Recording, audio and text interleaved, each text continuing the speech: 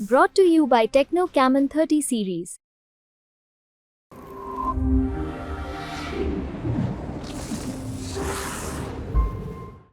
जालोर में आसमान से बरस रही है आग। नौतपा की आग में नागा साधु का अग्नि स्नान। जलजलाती धूप में साधु की कठिन तपस्या। नागा साधु ने लिया 11 दिन की तपस्या का प्रण। दोपहर 12 बजे से 3 बजे तक यूं ही करते हैं कठिन तपस्या। जालोर में आसमान से बरसती आग के बीच नागा साधु नवीन गिरी महाराज अपने शरीर को झुलसा रहे हैं। पंचदशनाम जूना अखाड़ा के नवीन गिरी नागा साधु अपने आश्रम में इन दिनों 11 दिनों तक भीषण गर्मी में तपस्या में लीन रहेंगे। 23 मई से बाबा ने कठिन तपस्या की शुरुआत की है, जो कि 2 जून तक चलती रहेगी। इतनी तेज धूप में भी बाबा अपने चारों ओर अग्नि का घेरा बनाकर उसके बीचों बीच बैठकर तप रहे हैं। बाबा को देखने वाले हैरान हैं, क्यों बाबा रोजाना दोपहर 12 बजे से लेकर दोपहर 3 बजे तक यूं ही कड़ी धूप में तपस्या करते हैं। बाबा का ये वीडियो अब सोशल मीडिया पर खूब वायरल है। बाबा के अग्नि स्नान करने और उनकी तपस्या को देखने के लिए लोग दूर दूर से पहुंच रहे हैं। राजस्थान तक भी जालोर में बाबा नवीन गिरी के आश्रम में पहुंच गया और खुद बाबा से जाना कि आखिर इतनी भीषण गर्मी में तपती दोपहरी में इस तरह से तपस्या करने का उद्देश्य क्या है। नमस्कार, आप देख रहे हैं राजस्थान तक और मैं हूँ आपके साथ में नरेश बिश्नोई। आज जालोर के भीनमाल शंकरी माता मंदिर के तलहटी में एक नागा साधु बाबा जो पिछले 7 दिन से लगातार एक कड़ी तपस्या कर रहे हैं। तपस्या कैसी आप विजुअल में देख पा रहे होंगे कि बाबा जी धुना लगाकर बैठे हैं और दोपहर की चिलचिलाती धूप राजस्थान में इन दिनों पारा इतना चढ़ा हुआ है कि जालोर, बाड़मेर, जैसलमेर और तमाम जो सरहदी इलाके हैं, यहाँ पर जो गर्मी का जो तापमान है वो 50 और 50 को क्रॉस कर रहा है। लेकिन इस भीषण गर्मी के अंदर नागा साधु बाबा धुना लगाकर और चारों तरफ अग्नि के बीच में बैठकर और अपनी कड़ी तपस्या कर रहे हैं। हम इनसे बात करेंगे। अभी इनका जो तपस्या का समय है वो पूरा हो चुका है। ये क्यों तपस्या कर रहे हैं, कब से कर रहे हैं और कितना इनका समय, तमाम बातें हैं वो बाबा से जानेंगे। बाबा जी, सबसे पहले आप अपने बारे में बताइए कि आपका क्या नाम है और आप कहाँ से आए हैं। मैं श्री पंचदशनाम जूना अखाड़ा से हूँ। नवीन गिरी जी नागा बाबा नाम मेरा। प्रेम गिरी जी का नाती पोता हूँ। वैसे कहाँ से आप प्रॉपरली? साधु की वैसे प्रॉपर्टी कुछ होती नहीं, ये कह सकता हूँ जन्मस्थली पाली की है और भीनमाल में रहता हूँ। माँ काली वहाँ में ये जहाँ बैठे होती हूँ। कितने समय से भीनमाल में है? भीनमाल में मुझे तीसरा साल। तीसरा साल है। आप ये जो तपस्या कर रहे हैं, तपस्या के बारे में थोड़ा बताइए कि क्यों कर रहे हैं, आप किन की भक्ति में लीन हैं? मैं माँ कामाख्या, शमशान में लेडी और माँ काल की भक्ति करता हूँ। थोड़ा भक्ति के बारे में बताइए कि आपका क्या है, मतलब कैसे शुरुआत की और क्यों करें? शुरुआत तो अंदर से जो लगता है वो किसी को वजह से आपके अंदर भी हो सकता है। कब आता है ये क्या क्या नहीं आता है, उसी तरह से मेरे अंदर भी आया और क्या क्या नहीं आया। तो 7 डे के अंदर अंदर मैंने भगवान धारण किया दोस्तों। तब से लेकर अब तक सन्यासी और सन्यास जीवन ही जी रहा हूँ। जब आप सन्यास में आए उससे पहले आप संसारिक जीवन में थे? आपकी शादी वादी हो रखी है, सब कुछ था? जी हाँ, लेकिन सब कुछ छोड़। बच्चे थे उस समय? जी हाँ।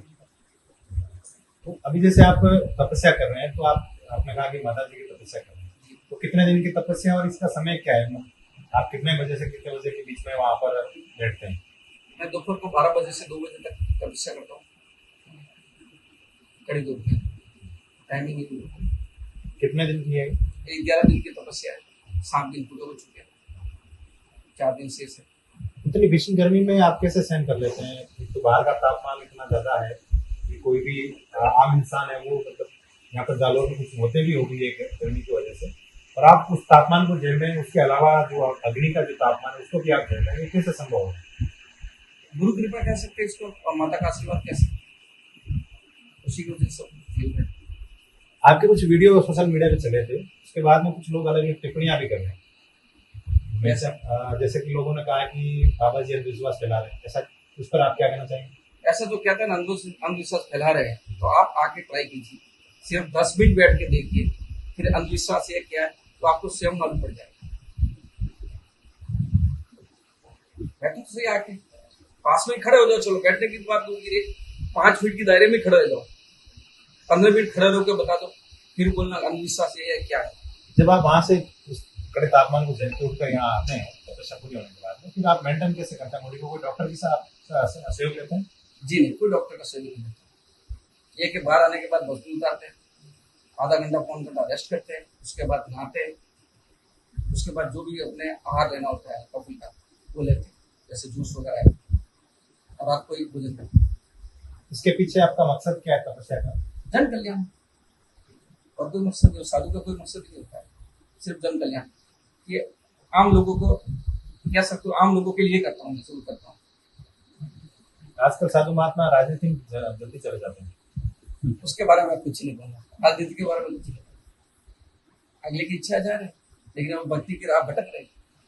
दोनों चीज नहीं हो सकती ना, या तो भक्ति करो या फिर राजनीति में जाओ, दोनों में से एक करो।